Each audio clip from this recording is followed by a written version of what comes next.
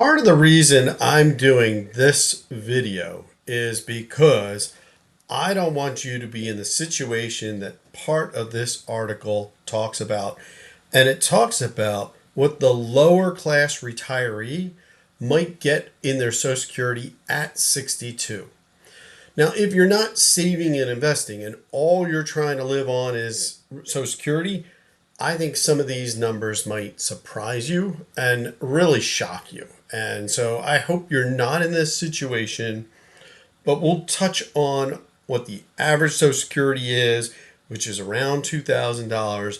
But what some of these people might be doing is dramatically getting less than that. And of course, $2,000, maybe $2,100 is the average.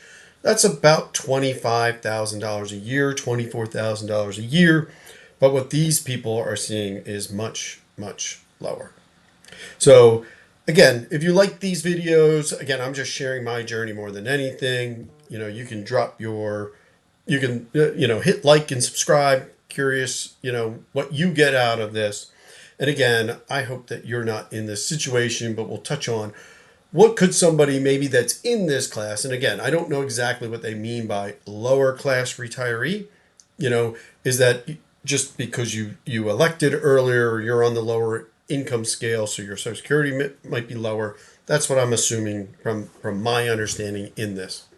If they had saved just even a little bit, what it could add to their Social Security. So let's dive into this article. And it talks around here that, claiming 62 is the earliest that you can claim.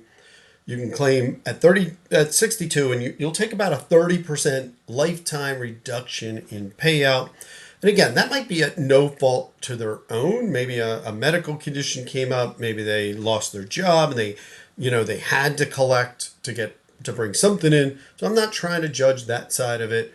I'm more than anything trying to point out, if they do that, here's what they're making. And again, maybe here's what somebody who is saving, investing, how much they could have down the road. And so you come down in here, and again, it does touch on the average retiree is little over $2,000 or almost $2,100. Again, that's going to be $25,000, maybe $24,000 in Social Security. But what it talks about is, some retires are getting closer to $900 to $1,000 a month. So that actually was kind of shocking to me, but I actually know somebody that after Medicare, after the Part A, the Part B comes out, they make a little over $11,800. That's only $984 a month that they get from Social Security. So it is not, again, these are real numbers that I know somebody that's getting. And so to be able to live on, $1,000 a month, that's pretty shocking. So then in here it talks about, and these are the two of the numbers that I really thought was interesting, that it talks about 13% of people live on $1,000 a month, and 44% of the people live on between 1,000 and 2,000. So almost, half are living under $2,000 a month or $24,000 a year. So you're, even 44, right? Between $12,000 and $24,000 a year. So that is, depending on, if your house is paid off, do you need a car or something like that? Those are, depending on, again, your neighborhood and your lifestyle and your, stuff like that. That is actually probably a pretty hard number to live off of.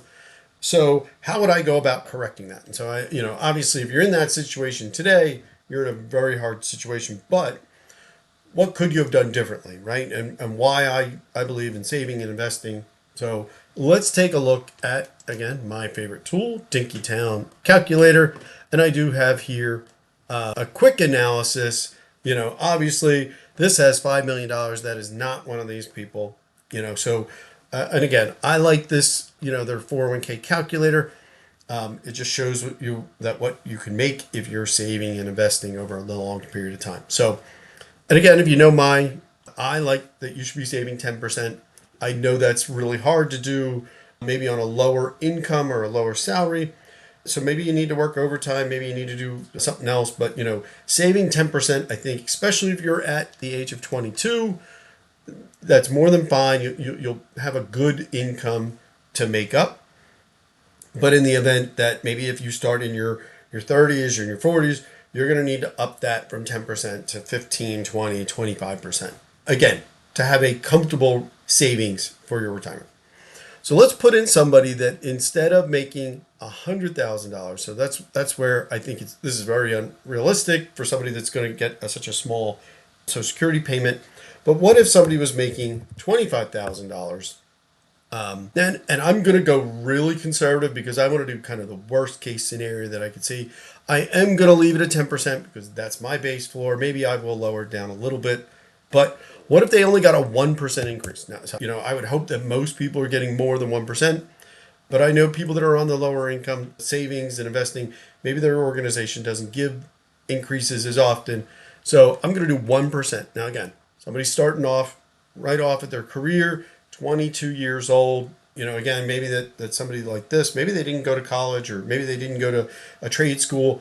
So maybe that age could be even lower. So actually, let's put that at age 20. So let's do that. Going to save and invest all the way until they're 65. Obviously, it should be 67 to get full retirement age, but I like to say that what if the worst case scenario is, actually, we're going to change this because the article talks about retiring at 62. So what if we change that to 62 years old? And you can actually see the difference in this scenario going from 65, where you have almost, or a little over $1.1 million to retire just a few years earlier. You're just below 900,000. So that's a few $100,000 for 3 years. So you can see the difference that compounding makes right there. This is a scenario where the person does not even get a match. So again, 10%, $25,000 the person makes, 8% return, saving and investing for 42 years. You can see here is the graph. And what an amazing accomplishment to be able to save $900,000, even on what I would consider, as today is, a lower income. But although a lot of people make this. Now, if you're able to get a small match, maybe your company gives 100% up to 3%. You can see here, the person again has almost or a little over $1.1 million. So a great investment. Now again, I'm going to take out the match because I'm going to do the worst case scenario is what I said I was going to do. 25,000, only a 1%, starting at age 20 all the way to 62, which is what again this perspective has. And again, at this type of salary, using the 4% rule, you're probably going to be able to pull out. And again, this is not financial advice. This is just my own perspective and my own story. Probably not, it's not going to, if you had $1 million, you're going to pull out $40,000 and almost 900,000. Maybe you'd be able to pull out $35,000 a year. Again, in the scenario that we're talking about, somebody that's only making $1,000 to $2,000 a month, this would be able to bring out more than double what they're already able to save. But let's put it at a 5% contribution. Again, the person has almost, $443,000, probably going to pull out exactly what the Social Security is, right? I mean, it's under 500,000, so it's not 20,000. So you're going to bring in maybe $17,000 a year using the 4% rule. A great addition to what your Social Security has. And again, if you could easily move this up to, well, let's not do 67, let's do 65. Again, you have over $550,000. So please take a moment to try to put in that 10%, no matter what age you're at. And again, especially if you're young, it'll really make a difference. Again, if you're in your 30s, your 40s, your 50s, you're going to need to increase that dramatically to be able to save and invest for the life that hopefully you want to enjoy. Again, tell me where you're at. Are you nervous about, those that can't? I just want to make sure that they are taken care of as much as everybody else is. Thank you.